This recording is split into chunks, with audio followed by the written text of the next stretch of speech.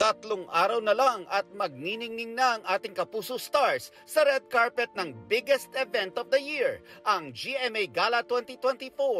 Si asawa ng asawa ko star Jasmine Curtis Smith getting ready na sa kanyang magiging final look sa event. I think I'm going for a little bit more classic look, but still flattering sa katawan natin. Ready to slay the red carpet na rin ang iba pang sparkle stars. Si Jack Roberto, target ang clean, slick and dapper look. May pa-reveal ng kaunting skin si Elijah Alejo, ngayong 19 na siya. Abangan din ang ultra sexy look ni Faye Lorenzo. Isa na namang ginto ang nakuha ng P-Pop Kings na SB19.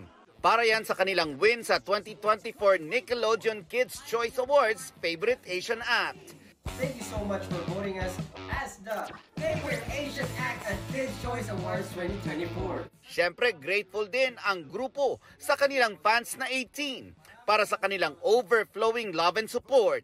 Dream come true din para sa SB19, ang tanghaling Favorite Asian Act.